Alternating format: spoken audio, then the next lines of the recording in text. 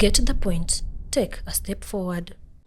Kile kitabu cha Mathayo 24:24 meandika hivi. Mathayo 24:24 neno la Mungu linasema, kwa maana watokea makristo wa uongo na manabii wa uongo, na wanatoa ishara kubwa na maajabu, wapate kupoteza kama yamkini hata walio wateule.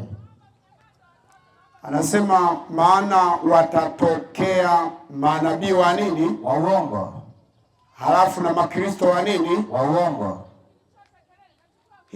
Hilo ndio somo leo. Tutawatambuaje sasa kwamba hawa ni manabii wa uongo na hawa ni makristo wa uongo? Maana mpaka dakika hii tunavyoongea na wewe tuko katika mchanganyiko huo. Tunaishi katika mchanganyiko wa ukweli na uongo. Sasa tuwatambueje? Hilo ndio somo la leo. Yohana waraka wa kwanza 4 fungu la kwanza ameandika hivi.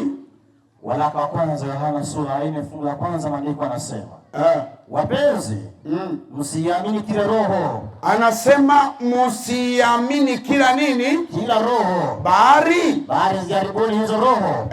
Kwamba zimetokana na Mungu. Au kwa sababu manabii wa uongo wengi wametokea duniani. Basi. Manabii wa uongo wengi wametokea duniani. Paga hapa na hapo unaponisikiliza. Manabii wa uongo wengi wametokea, wametapakaa kila kona wametapakaa. Wengi, kuna wengine wanajiita ni viwoko vya wachawi. Manabii kiboko cha wachawi. Wengine wapo wa kike na wa kiume wanajitangaza ni manabii wa upako. Kila kona watu wanafanywa miujiza na manabii. Sasa tutawatambuaje hao? Maana Biblia inasema nao watafanya miujiza, atafanya ishara na maajabu, yamkini na wateule watafanya nini? Watapotea. Na kweli mpaka dakika hii watu wanavunwa na mamiujiza ya uongo. Wanavunwa na mamiujiza ya manabii wa uongo. Sasa mimi napenda nikuonyeshe sifa za kumjua nabii wa uongo. Sikiliza vizuri. Tunakuonyesha sifa na sifa pekee za kumtambua nabii wa uongo na mkristo wa uongo. Maana hapa tulipo leo madhehebu yametapakaa kila kona, madhehebu yametapakaa ya Wakristo. Lakini wanakuambia Yesu alilitabiri mapema kwamba kutatokea na makristo wa uongo. Na Paulo anaandika kwenye Wakolosai 2 fungu la 22 anasema, msifikiri ibada zote ni original, itakula kwenu. Yaani hilo kama ulikuwa nalo kichwani, ondoa zana hiyo.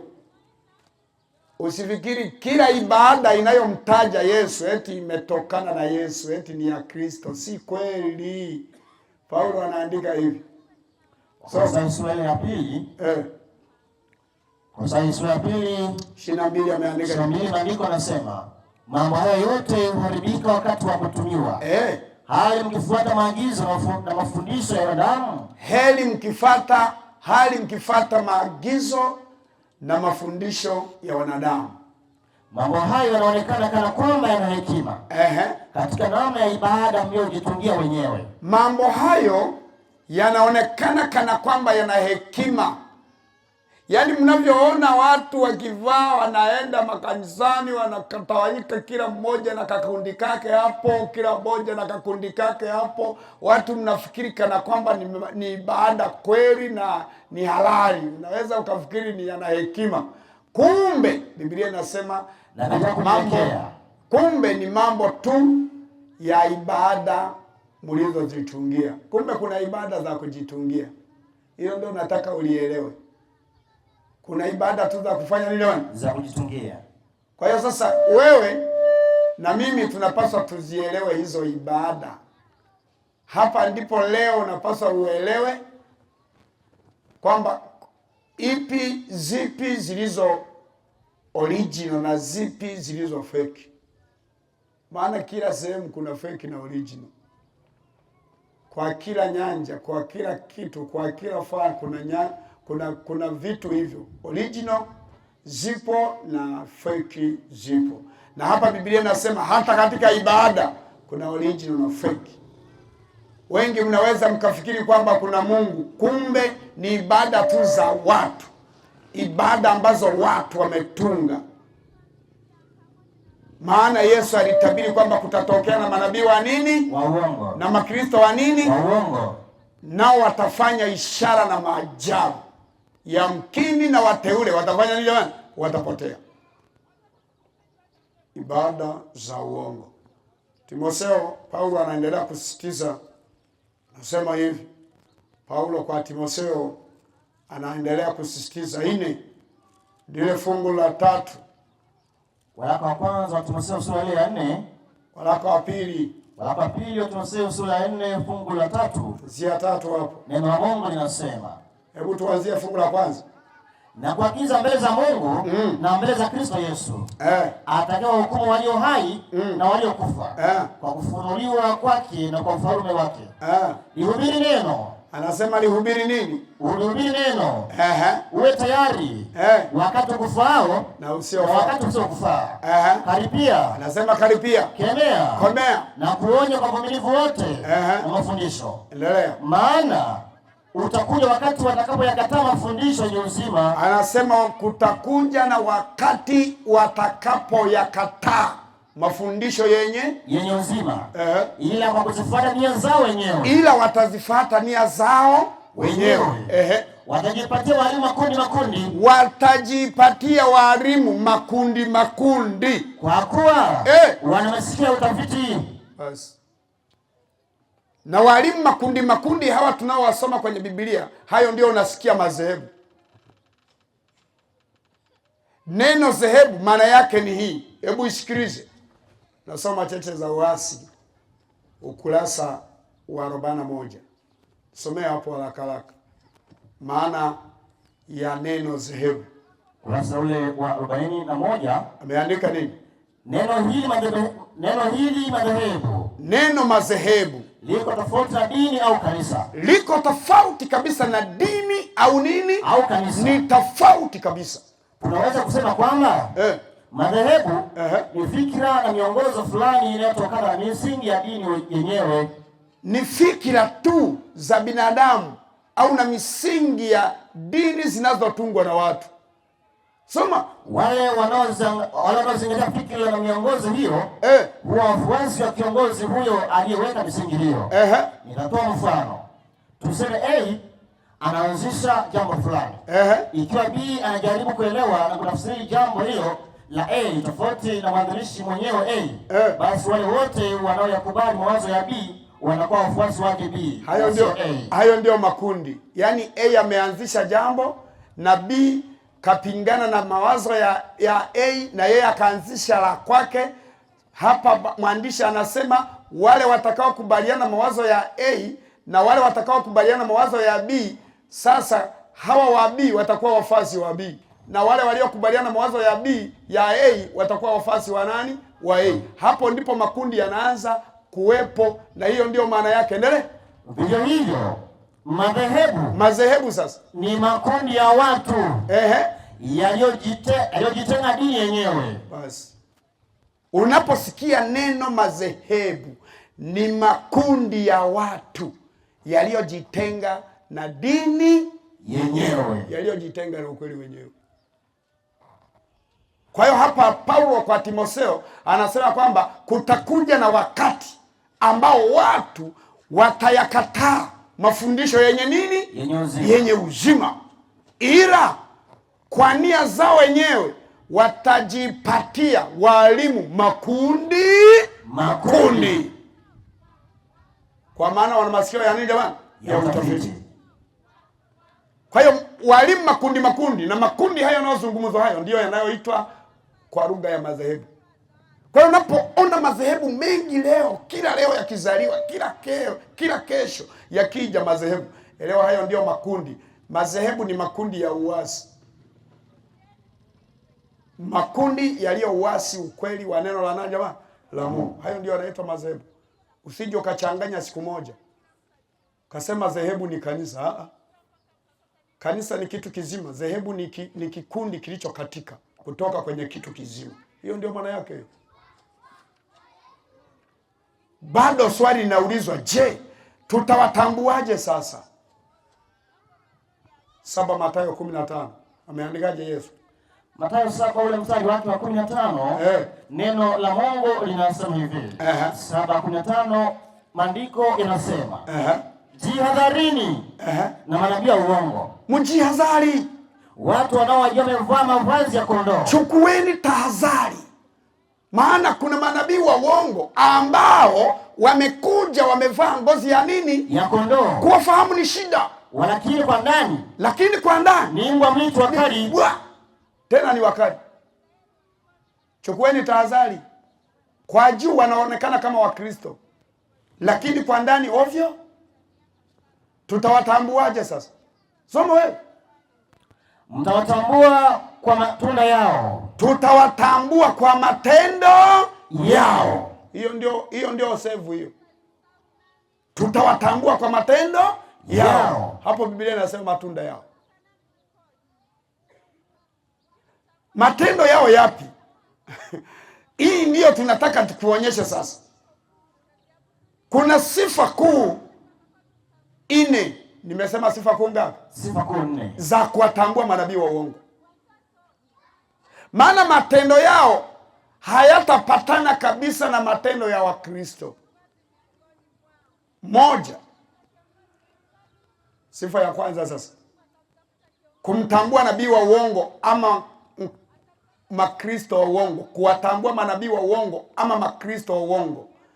Namba 1, tutawatambua kwa maneno. Maneno ya nabii wa uongo hayatapatana na maneno ya nabii wa nini? Wa kweli. Hata kidogo. Ijapokuwa mengine yatapatana, lakini baadhi yake lazima yaitirafiane.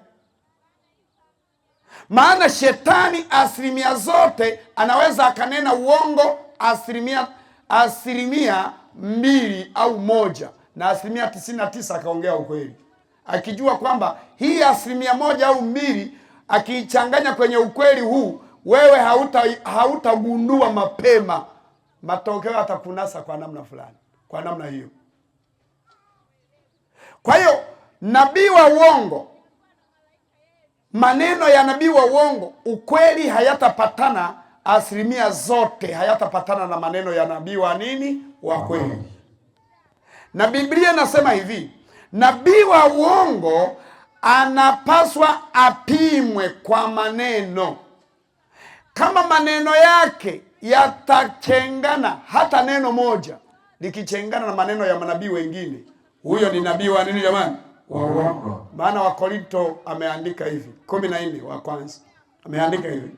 Wakorinto wa kwanza sura ile ya 14 fungu la 32. 32 maandiko yanasema hivi. Na roho za manabii, roho zote za manabii huwatii manabii, lazima ziwatii manabii wengine. Hii ndiyo maana ya kwamba roho zote za manabii lazima zipatane na manabii wenzake. Kama kukitokea na nabii ambaye mojawapo wa maneno yake yakawa tofauti kinyume na maneno ya manabii wengine, weka hoja, huyo sio nabii mwenyewe. Maana roho zote za manabii lazima huwatii wa nani jamani? Manabii. Maana yake maneno yote ya manabii lazima yapatane na manabii, maneno ya manabii wengine. Hiyo ndio maana yake. Kwa hiyo sasa sikiliza. Nabii wa kweli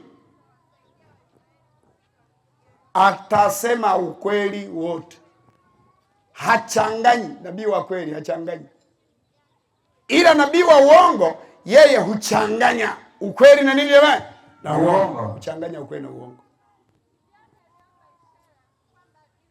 Ndio maana leo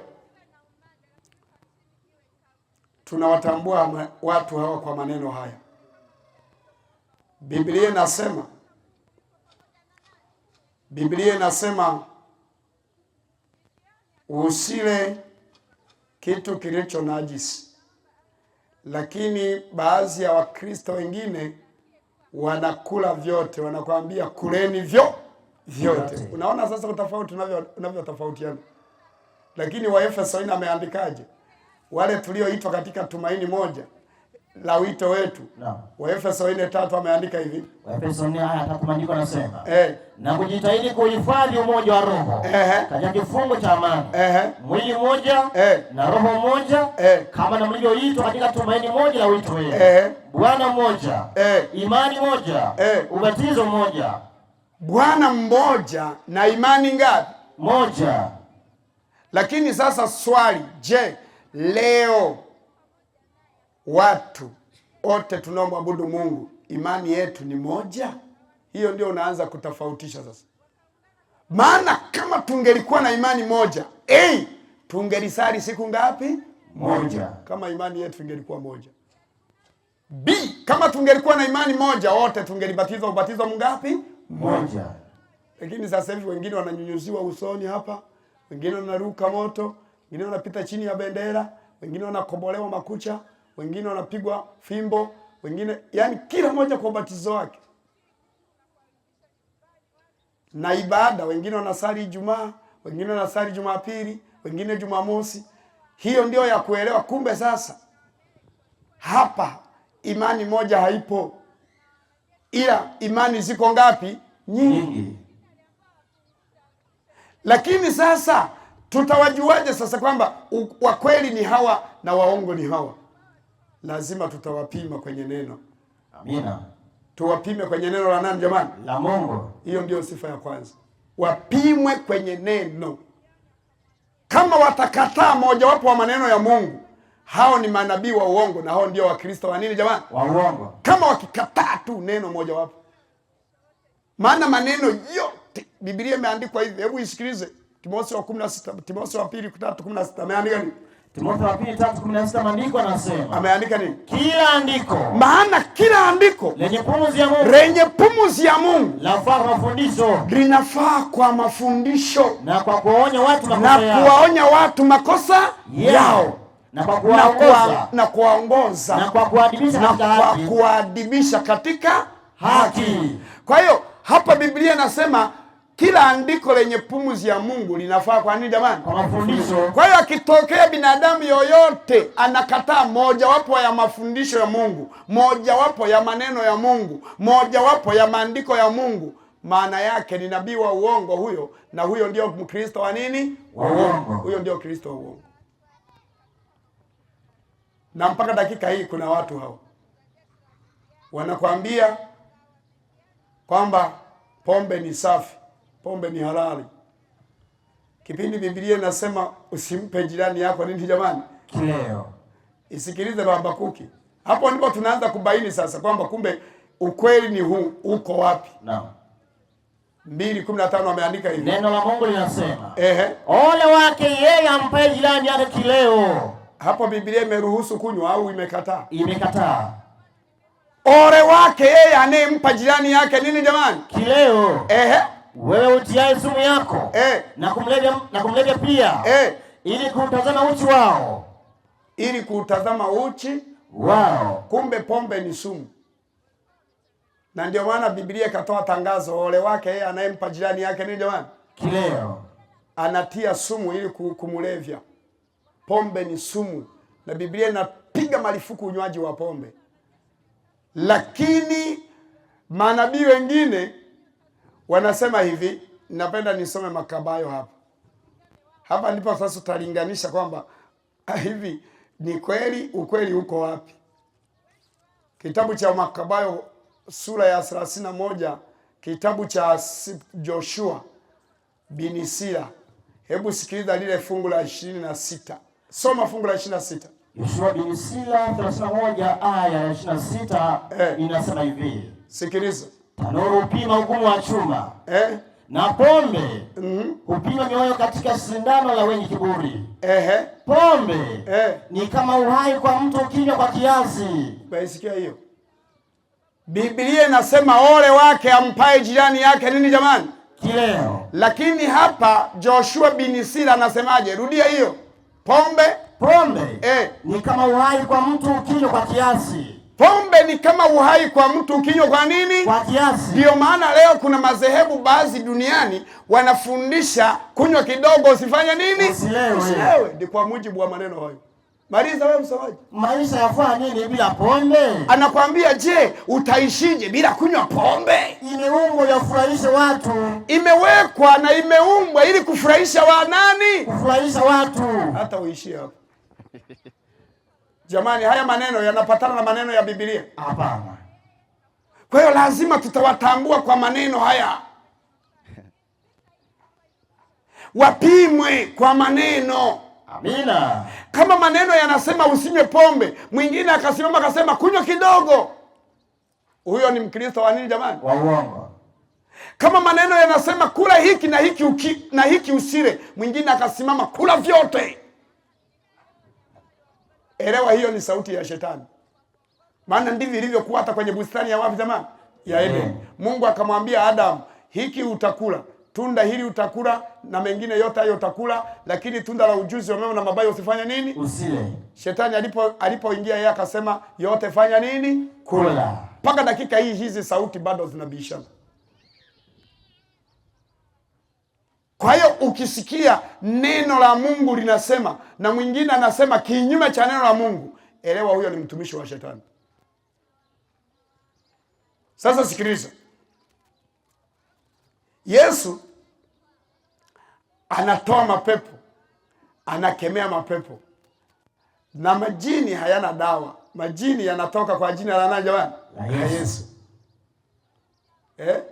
Yote majini yanakwenda kwa jina la Yesu. Yaani wewe ukiwa na jini lilete kwa Yesu.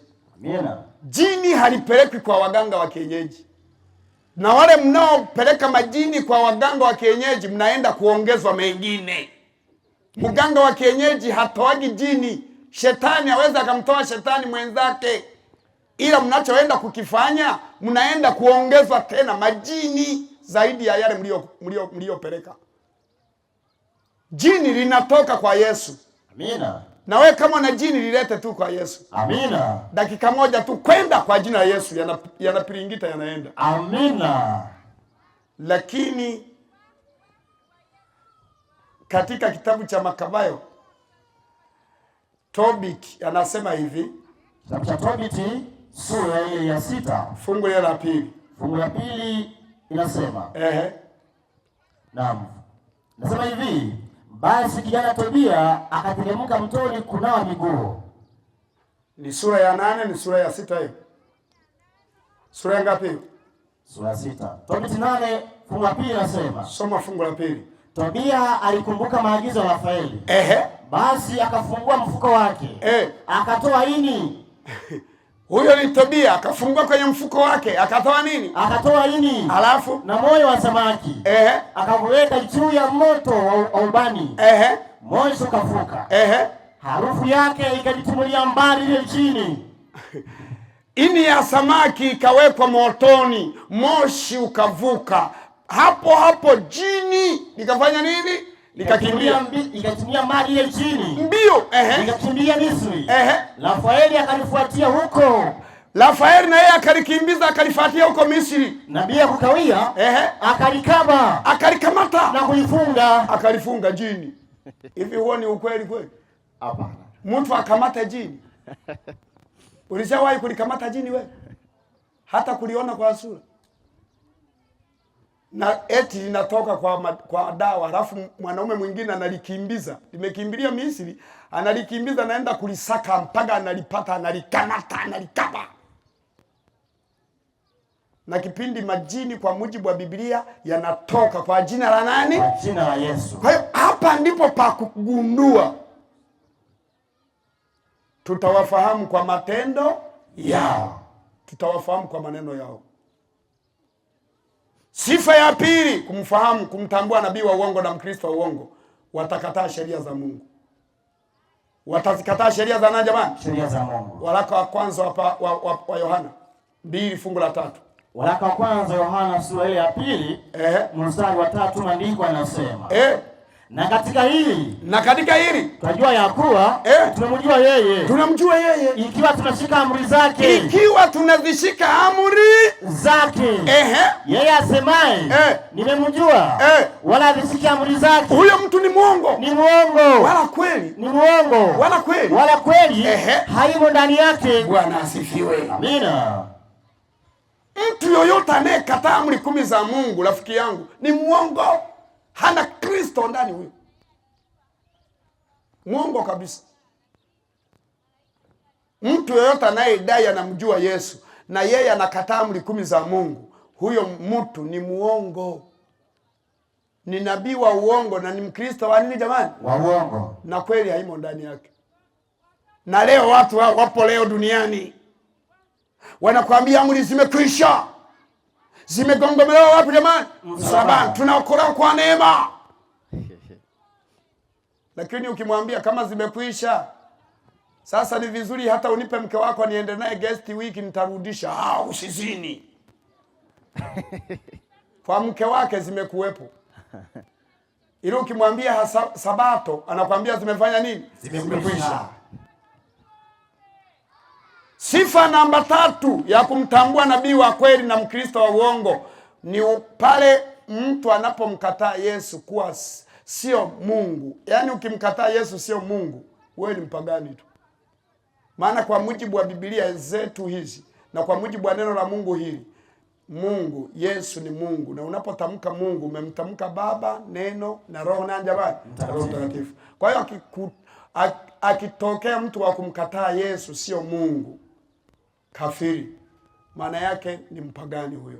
Yuda 1, soma fungu la 4. Yuda 1 fungu la 4 inaandikwa hivi. Naam, kwa maana kuna watu waliojiingiza kwa siri. Kuwapo leo waliojiingiza katika Ukristo kwa siri. Watu walioandikiwa tangu zamani hukumu hii, makafiri, wabadilio neema ya Mungu, wabadilio neema ya Mungu wetu kuwa ufisadi, nao humkana yeye aliye peke yake Mola. Wanaibadili amri ya Mungu kwa ufisadi, na tena wanamkana yeye aliye Mola. Nani? Na Bwana wetu. Nani? Yesu Kristo. Wanamkataa. Hao ndio wakina nani sasa? Soma wewe. Tena napenda kukumbusha, ijapokuwa mmekwisha kujua haya yote. Soma fungu la, rudia hiyo. Fungu la 4 nasema, kwa maana kuna watu waliojiingiza kwa siri, watu walioandikiwa tangu zamani hukumu hii, makafiri. Makafiri, hiyo ndio nilitafuta hiyo. Makafiri ni watu wa namna gani? Soma. Wabadilio neema ya Mungu, wanaoibadili neema ya Bwana Mungu wetu kwa ufisadi. Kwa ufisadi. Nao humkana yeye aliye peke yake, na tena wanamkana yeye aliye peke yake Mola. Na Bwana wetu. Na Bwana wetu Yesu Kristo. Bwana wetu Yesu Kristo. Wanamkataa kwamba sio Mungu. Ukikutana binadamu yoyote, mwanaume au mwanamke, anamkataa Yesu sio Mungu, kwa mujibu wa Biblia na Qur'ani, nakwambia huyo ndio kafiri. Ni mtu asiyemjua nani jamani? Asiyemjua Mungu. Maana kafiri wa Mungu tutawatambua kwa maneno yao, tutawatambua kwa matendo yao. Kwa hiyo hili liangalie sana. Maneno ya kweli hayachanganywi na uongo, na nabii wa kweli hachanganyi uongo na ukweli. Ukikuta mahali popote tu maneno fulani wanayakubali, maneno fulani wanayakataa, maana yake hao ndio makristo wa uongo, na hao ndio manabii wa nini jamani? Wa uongo. Mfano, Biblia inasema watoto wa Nuhu wote waliingia kwenye safina. Watoto wote wa nani jamani? Wa Nuhu. Na Nuhu aliokolewa pamoja na familia yake yote. Ukisoma Mwanzo 7 fungu la 7, Ameandika hivi. Hebu soma fungu la kwanza. Mwanzo soma fungu la kwanza nasema. Bwana akamwambia Nuhu, ingia wewe na jamaa yako yote. Ingia wewe na jamaa yako ngapi? Yote. Hapa Biblia inasema ina maana Nuhu aliingia kwenye safina na familia yake yote. Wote waliingia. Katika safina. Kwa maana nimekuona wewe mwenye haki mbele zangu katika kizazi hiki. Katika wanyama wote walio safi. Hebu soma fungu la 7. Fungu la 7 inasema hivi. Nuhu akaingia katika safina. Ndipo Nuhu aliingia katika safina. Yeye na nani? Na wanawe, na mkewe, na wake za wanawe, pamoja naye. Kwa sababu ya maji ya gharika. Wakaingia yeye na wanawe na mkewe na wake za wanawe, wote wakaingia ndani ya nini? Ndani ya safina. Lakini Qur'ani inasemaje? 11:42 imeandikwaje yenyewe? Hapa Biblia inakiri kabisa kwamba Nuhu aliokolewa wote. Wote na familia yake. Nuhu akaokolewa na familia yake yote. Hakuna aliyeangamia hata mmoja. Lakini Qur'ani inasemaje? Soma. Qur'ani 11:42 inasema. Ikawa hiyo jahazi inakwenda nao katika mawimbi kama milima. Na Nuhu akamuita mwanawe aliyekuwa mbali. Nani huyo? Amekataa kuingia jahazini. Wewe wanarudiaga nikukuuliza unarudia wewe vipi wewe? Nani huyo? Nuhu. Sasa. Soma sasa. Na Nuhu akamuita mwanawe aliyekuwa mbali. Amekataa kuingia jahazini. Unaona? Biblia inasema wote walifanya nini jamani? Waliingia. Lakini hapa Qur'ani inasema Nuhu alimuita mwanae, yeye akakataa kufanya nini? Kuingia. Kwamba mmoja wa watoto wa Nuhu, mmoja alikataa kuingia. Maliza. Alikataa kuingia jahazini. Ewe mwanangu, panda pamoja nasi. Wakamwambia ingia. Wala usiwe pamoja na makafiri. Usiwe mmoja wa wanaopotea.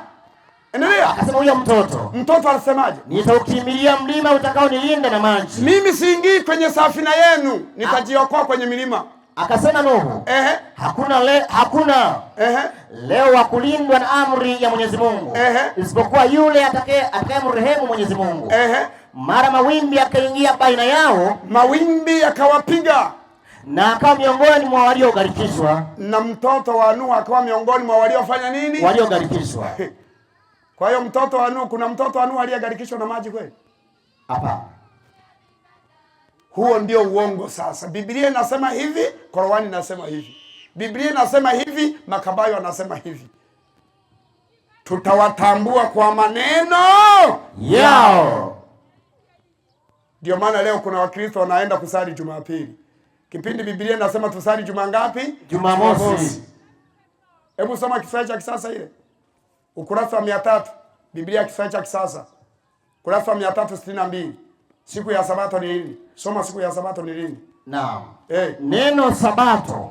Maana yake Sabato ni siku ya 7 ya juma. Jamani, Sabato ni siku ya ngapi? Ni siku ya 7. Ni siku ya 7 ya juma. Ni siku ya 7 ya juma la Kiyahudi. Kwetu sisi ni juma ngapi? Ni Jumamosi. Kwetu sisi ni juma ngapi? Ni Jumamosi. Ambapo haikuruhusiwa kufanya kazi yoyote. Bwana asifiwe. Amina. Kumbe siku ya kumwabudu Mungu na siku ya ibada kwa mujibu wa Biblia na Qur'ani ni juma ngapi? Ni Jumamosi. Lakini leo wengine wanakuambia ni Jumapili. Tutawatambua kwa maneno wanakuambia ni siku yoyote, wengine wanasema ni siku yoyote. Qur'ani inasemaje yenyewe? 454. Tusomee fafanuzi ya Qur'ani. Siku ya ibada ni lini? 454 fafanuzi nasema hivi. Imeandikwa nini? Na baada ya kutoka katika hiyo miji na vijiji vya Sham, waliambiwaje? Waiadhimisha siku ya Jumamosi. Waliambiwa kuiadhimisha siku ya juma ngapi? Siku ya Jumamosi. Sio Jumapili wala sio Ijumaa. Siku ya Jumamosi. Kwa kuifanya ni siku ya ibada tu. Bwana asifiwe. Amina. Iwe siku ya ibada tu. Wala si siku ya kufanya kazi. Na wala sio siku ya kufanya nini? Ya kufanya kazi. Juma ngapi hiyo? Hiyo ni Jumamosi. Huo ndio ukweli wa Biblia na Qur'ani. Lakini leo Wakristo wengine hili hawalikubali. Wao wanakuambia kwa sababu Yesu alifuka Jumapili, sisi tunaenda kusali juma ngapi? Jumapili. Lakini katika Biblia, katika Qur'ani, hakuna mahali palipoandikwa kwenda kusali Jumapili, hakuna mahali palipoandikwa ibada ni Jumapili. Hapapo. Tutawatambua kwa maneno yao. Bwana asifiwe. Amina. Nani ana swali? Mwenyekiti wangu, ruhusu maswali sasa. Hayo makabayo ni nini hiyo? Maana ndio mara yangu ya kwanza kuiona. Sijawahi kuiona, na imetoka wapi? Hayo ndio maneno ya watu. Mwingine? Mimi swali langu ni nataka kufahamu hawa tukishi mfano Mwamposa, tunaona anatoa miujiza kweli, watu wenye magonjwa wanapona, na kila anapoenda kwa mikutano kule na watu ni wengi mpaka wengine yani washinda pa kukaa. Mtu kama huyo ni unaweza kusema ni nabii wa uongo au yuko vipi? Haya, ni hao tu. Leta mic. Jamani, Bwana asifiwe. Amina. Swali la kwanza linaulizwa, hawa makabayo ni wakina nani? Maana jamaa nataka waelewe, mbona ndio wameanza kuwasikia leo. Na hiyo ndio faida ya kuhudhuria mikutano.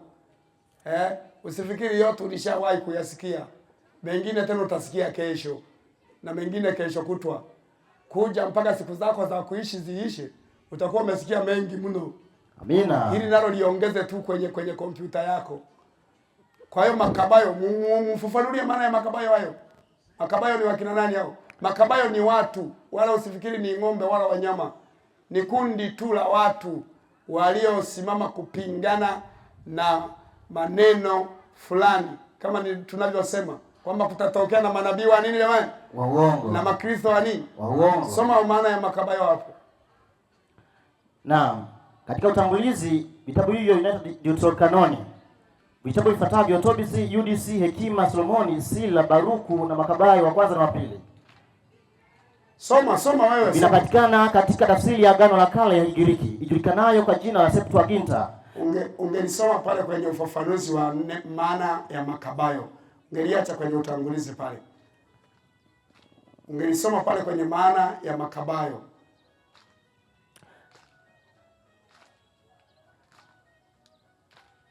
Umepata hapo?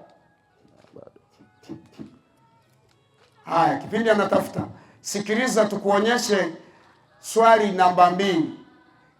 Kile kitabu cha Mathayo 24:24 ameandika hivi, tazama Yesu akasema kutatokea na manabii wa uongo na makristo wa nini? Wa uongo. Nao watafanya ishara kubwa na nini? Na maajabu. Swali la mjumbe wa pili anauliza, mbona leo watu wanafanya miujiza ya uponyaji na watu wanapona? Je, hilo tueleweje? Muelewe Yesu alisema hivi, manabii wa uongo na makristo wa uongo, Yesu aliwatabiri watakuja na kufanya maajabu, ishara na maajabu. Ina maana kama ni wagonjwa watafanya nini jamani? Watapona kwa uwezo wa shetani, watapona kwa uwezo wa uongo. Maana Biblia imeandikwa hivi, kitabu cha Wakorinto wa pili 11. Soma hilo fungu la 13. Ameandika hivi, Wakorinto wa pili sura ile ya 11. Ule mstari wake 13, soma wewe. 13 maandiko yanasema hivi. Neno la Mungu linasema, maana watu kama hao ni mitume wa uongo. Ni mitume wa uongo. Watendao kazi kwa hila. Wanatenda kazi kwa hila. Wanajigeuza. Wawe mfano wa mitume wa Kristo. Waonekane kama mifano wa Kristo. Mitume wa nani? Wa Kristo. Wanajigeuza kuonekana kama mifano wa mitume wa Kristo. Maana si ajabu. Wala si ajabu. Maana shetani mwenyewe. Hata shetani mwenyewe. Hujigeuza. Awe mfano wa malaika wa nuru. Basi. Kwa hiyo yote hayo shetani anayafanya. Maana hata yeye mwenyewe hujigeuza aonekane kama Kristo. Aonekane kama malaika wa nini? Wa nuru. Kwa hiyo anayafanya mamiujiza yote. Na watu mnaweza mkafikiri ni miujiza inayofanywa na Mungu wa wapi jamani? Wa mbinguni. Maana shetani si ajabu na yeye kujigeuza hata aonekane kuwa kama malaika wa nuru. Kumbe ni hamna. Kwa hiyo wote wanaofanya mamiujiza ya uponyaji, mamiujiza ya nini, yote hayo Yesu aliyatabiri kwamba watafanya maajabu, atafanya ishara na nini jamani, na maajabu. Yamkini na wateule kama wewe hapo waweza kupotea. Ndio maana kwa mujibu wa Biblia nasema unapohitaji kumwamini Yesu, usimwamini kwa miujiza. Usiongolewe kwa miujiza, ongolewa kwa neno la nani tu? La Mungu. Tunapaswa tumwamini Yesu kwa mujibu wa neno la Mungu, si kwa mujibu wa miujiza. Maana ukimwamini Yesu kwa miujiza, utabebwa na Yesu mwingine. Maana shetani anafanya miujiza kiasi cha kushusha hata moto kutoka wapi jamani? Mbinguni ushuke juu ya nchi. Haya ndio maswali. Lakini habari ya Makabayo ni kikundi cha watu waliojitokeza nyakati zile. Umeshaliona? Ndio. Soma hiyo. Kitabu cha kwanza ambacho inaonekana kwamba kilifasiriwa katika Kigiriki. Makala ya awali ya Kiebrania ambayo haikuhifadhiwa cha husika na wakati wa miaka ya 175 mpaka 138 kabla ya Kristo. Wao ulikuwa wakati wa mfalme Alexander mkubwa. Na wafalme waliofuata baada yake wajulikanao kwa jumla kama mfalme wa Seleukiwo. Wakati wa siasa ya Antiocho ambaye aliwashurutisha Wayahudi kufuata desturi na ibada za mila ya Kigiriki. Aliwashurutisha Wayahudi wafanye ibada za mila za Kigiriki. Yaani waiache ibada ya Mungu wafate mila za kidini Kigiriki. Naam. Ukatili wa siasa hiyo ya Antiocho ndio uliosababisha uasi wa kuhani Matatia na wanawe. Ukiangalia hiyo sura ya kwanza ya Makabayo wa kwanza. Kwa hiyo hili ndio hawa Matatia wanaozungumzwa, ndio kundi la Makabayo ambao walisimama kupingana na nani jamani? Na yule mfalme Antioki. Kwa hiyo ni kikundi tu, kama tulivyosoma katika kitabu cha Timotheo wa pili 4 fungu la 3 na la 4 kwamba kutatokea na watu watakao yakataa mafundisho yenye nini? Yenye uzima. Kwa nia zao wenyewe watajipatia walimu makundi. Kwa hiyo Makabayo ni watu, ni kikundi cha watu. Bwana asifiwe. Amina. Wangapi wamenielewa? Mikono juu. Simameni tuombe. Amen. Hallelujah. Amen. Hallelujah. Amen. Amen. Amen. Amen. Hallelujah. Amen. Hallelujah. Amen. Hallelujah. Baba mwema, Mungu wetu mkuu, jina lako takatifu liendelee kutukuzwa.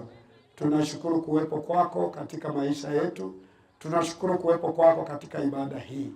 Neno lako ambalo limesikika kwetu lifanye kueleweka, lifanye kuwa chemchemi ya uzima kwa kila aliyesikia. Kila mmoja akabarikiwe kwa ibada hii.